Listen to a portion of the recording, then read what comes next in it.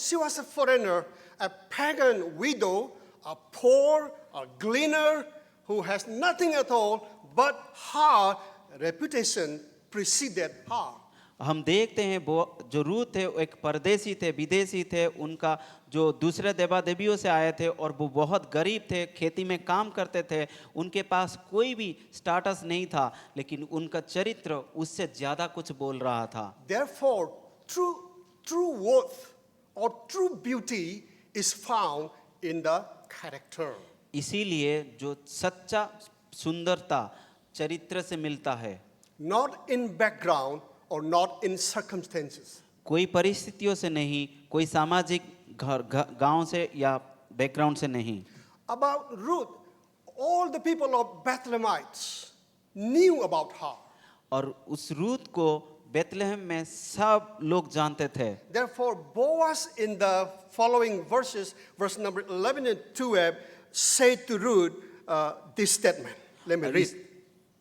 पद 11 और 12 में ऐसे रूत के बारे में लिखा गया है। Let me read in English. Those who are Hindi, please read your Bible in chapter 2, verse 11, 12. And Boaz answered and said unto her, It had fully been showed me all that thou hast done unto thy mother-in-law since the death of thine husband, and how thou hast left thy father and thy mother and the land of thy nativity, and art come unto a people which thou knowest not there heretofore. The Lord recompense thy work, and a full reward be given thee of the Lord God of Israel, under whose wings thou art come to trust.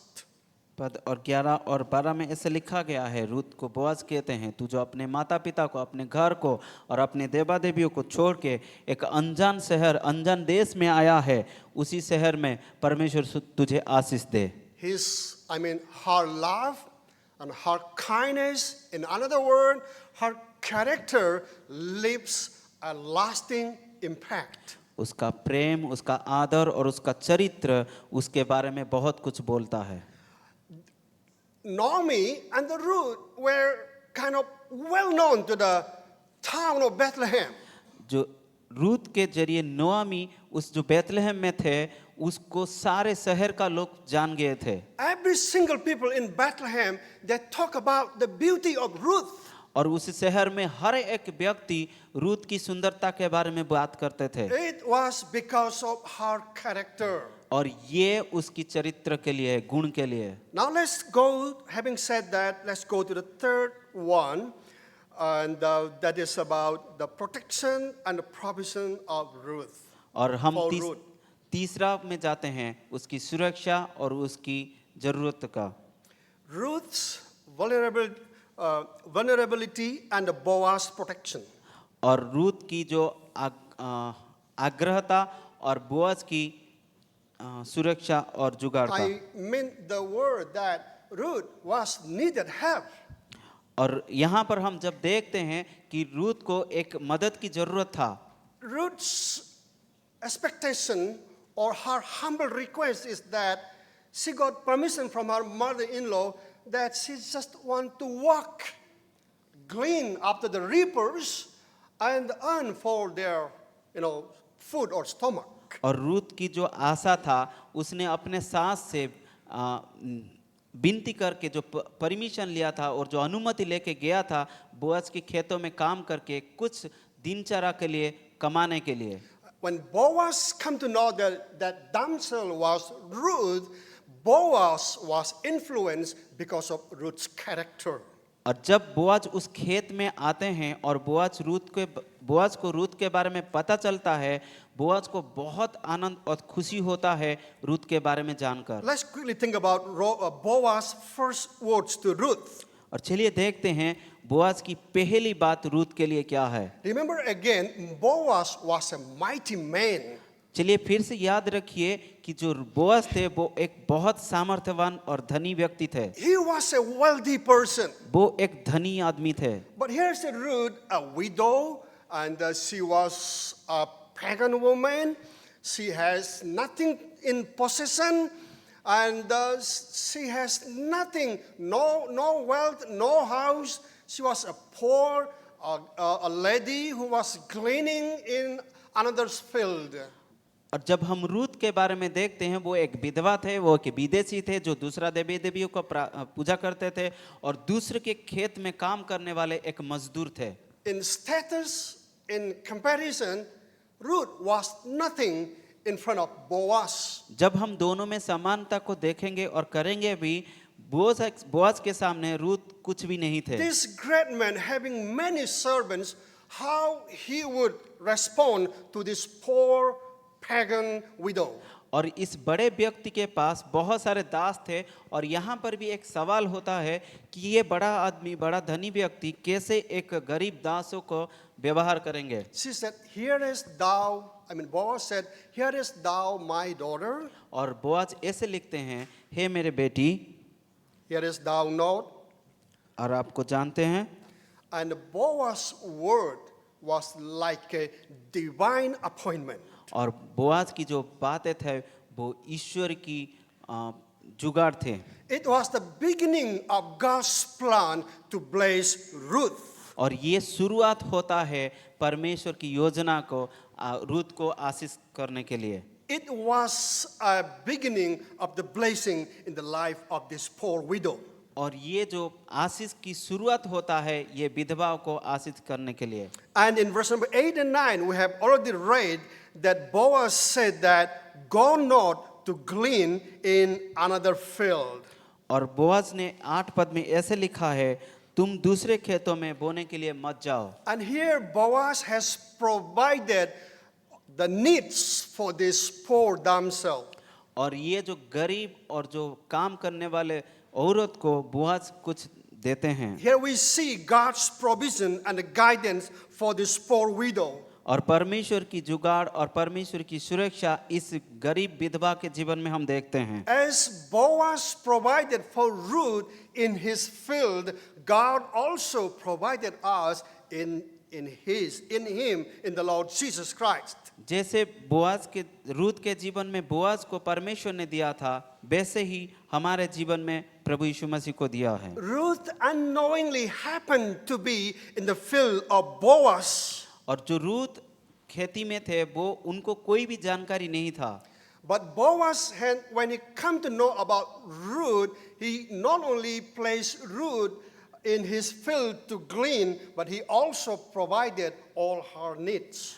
Ruth को जब Boaz को पता चला कि रूत के बारे में, तभी बोआज ने रूत को सिर्फ खाने देने के लिए भी नहीं दिया था, लेकिन उनकी सारे बंदोबस्त भी किया था जो जो जरूरत था। She was given protection and provision. और उनको सुरक्षा और सारे जरूरत चीजों का दिया गया था। And it was like in the field of God we are given provision and protection. उसी तरह हम भी परमेश्वर की खेती में हमको सारे जरूरत को और सुरक्षा को वो दिया जाता As we है। have read in verse number 9, the B part, Boaz had informed to his man, his young man, that every need of Ruth should be cared for. और जब हम नौ पद का दूसरा भाग में देखते हैं, बोआज ने अपने सारे जवानों को आज्ञा देता है कि रूत को जो जो जरूरत है उसको देने के लिए। Ruth now in the field of Boaz finds grace. और रूत अभी बोआज की खेत में अनुग्रह के जरिए में घेरा हुआ है। No one harass her in that field.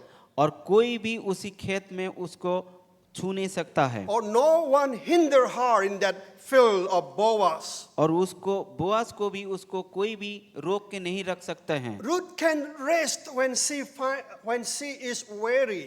और रूत को कभी भी शांति और आश्रय लेने के लिए समय था जब भी उनको चाहिए। She can eat when she is hungry. और जब उनको भूख लगे तभी वो खा सकते थे। She also can drink when she feels thirsty. और जब उनको प्यासा लगे वो पी सकते थे। Every need was met by this man Boaz. और सारे जरूरतों को बोआज के द्वारा उनके लिए पूरा किया गया है। And Boaz said that, my daughter, do not go out of this field. और बोआज कहते हैं, मेरे बेटी दूसरे खेती में मत जाना। It is like in the field of God, God's people are provision, God's people are protected. और वैसे ही हम परमेश्वर की खेती में हैं, परमेश्वर हमारे सारे जरूरत को पूरा करता है।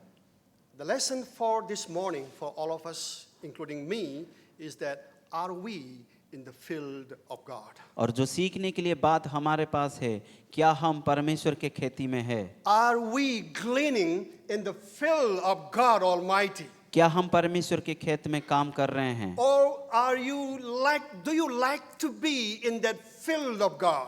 और क्या आपको पसंद है कि परमेश्वर के खेत में Or रहना? are you tempted to go out to the other fields to glean over there? क्या आप टेम्प्टेड और क्या आप परीक्षा में पड़ा है कि दूसरे खेती में चले जाओ? But my friends, I tell you, as Boaz said to, Ruth, if she goes to other fields, there's no protection. और बोआज ने रूत को देखा कि जब अगर दूसरे खेती में चले जाएंगे उनको कोई सुरक्षा नहीं मिलेगा. Remains in the field of Boaz, she was protected and she was given provision. जब तक रूत बोआज के खेत में रहेंगे उनको जरूरत को पूरा किया जाएगा और सुरक्षा भी दिया जाएगा. Likewise, if we remain faithful in the field of God, we are protected, we are given provision, and we feel satisfaction. और वैसे ही जब तक हम परमेश्वर की खेती में रहेंगे हमारे सारे जरूरत को पूरा किया जाएगा, सुरक्षा मिलेगा और हमें आशीष भी मिलता Do जाएगा. not go to the other fields. और दूसरा खेती में मत जाइए. There are many temptations in the world that we are tempted to go to the other field and glean. और ऐसे बहुत सारे परीक्षा आता है और इस संसार में चले जाकर किसी काम में But लगने as के लिए. Boaz said to the Ruth, we are also commanded to remain or to abide in the field of God. और बोआज इधर रूत को कहते हैं और आज्ञा भी देते हैं दूसरा Just खेत में quickly मत three जाओ. takeaways and we'll wind up our message this morning. 3 बातों को हम लेके चलेंगे. We can read in the slide 2, Christ as our provider. और हम इस पीछे में पढ़ भी सकते हैं यीशु मसीह हमारी जुगाड़कारी In है. John chapter 6 verse 35 says that I am the bread of life, he that cometh to me shall never hunger, and he that believeth on me shall never thirst. John यूहन्ना 6:35 में लिखा है, मैं जीवन का रोटी हूँ, जो कोई मेरे पास आएगा कोई भी भूखा नहीं रहेगा. If we remain in the field of God, our thirst would be quenched and our hunger would be satisfied. और जब हम परमेश्वर की खेती में रहते हैं हमारा प्यासा को बुझा जाएगा और हमारा भूखा को भी मिटा जाएगा. Because Jesus is the bread of life. क्योंकि यीशु मसीह कहते हैं मैं जीवन का रोटी हूँ. Paul also said in Philippians chapter 4 verse 19, but my God shall supply all your need according to his riches in glory by Christ Jesus. प्रेरित पाउल भी कहते हैं मेरा परमेश्वर भी अपने उस धन के अनुसार जो महिमा का सहित मसीह यीशु में है तुम्हारी हर एक घटी को पूरा करेगा. Let's come to the second takeaway points. चलिए दूसरे बातों को सीखते हैं. Christ as our redeemer, यीशु मसीह हमारा उद्धारक है in whom we have redemption through his blood, जिसके रक्तों के द्वारा खून के द्वारा हमारा उद्धार हुआ है. forgiveness of sins according to his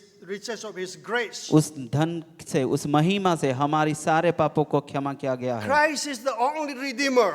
यीशु मसीह ही उद्धारक है. If you do not have Christ, you are not in the field of God. अगर आपके अंदर मसीह यीशु नहीं है तो आप परमेश्वर के खेत If में नहीं you हैं. have Christ, you are in the field of God. अगर आपके अंदर यीशु है तो आप परमेश्वर के खेत में हैं. With that, let's go to the last takeaway points. इसी के साथ चलिए शेष पद को देखते हैं. Christ's invitation to abide in him. यीशु मसीह का स्वागत सब उनके अंदर वास करने In में. John chapter 15 verse 4 says, abide in me and I in you. और जो यूहन्ना 15:14 कहता है मेरे साथ बने रहो जैसे मैं तुम्हारे साथ. Christ has commanded his believers to be abide in him, abide in the field of God. और यीशु मसीह हमें न्योता देते हैं कि चलिए हम उनके साथ रहें और परमेश्वर की खेत में रहे. Because without him, we are like branches. If we do not connect to the tree, the branches cannot bear fruit. क्योंकि अगर वो हमारे अंदर नहीं है, जो शाखा है, जो डालियां है, कभी भी फलता नहीं वैसे बन जाएंगे. If we have to be a fruitful Christian, we have to abide in the field of God as a branch to the tree which is Christ. हमें विश्वास योग्य क्रिश्चियन मसीह बनना है और उस परमेश्वर का खेत में लगे रहना है. Do not glean to another field. दूसरा खेत में बनने के लिए मत जाइए. Abide in the field of Boaz. परमेश्वर की बोआज की खेत में बने रहिए. Yes, that means abide in the field of God. और परमेश्वर की खेत में बने रहिए. May God bless us. प्रभु आप सबको आशीष करें. We'll have a closing hymn and a closing prayer.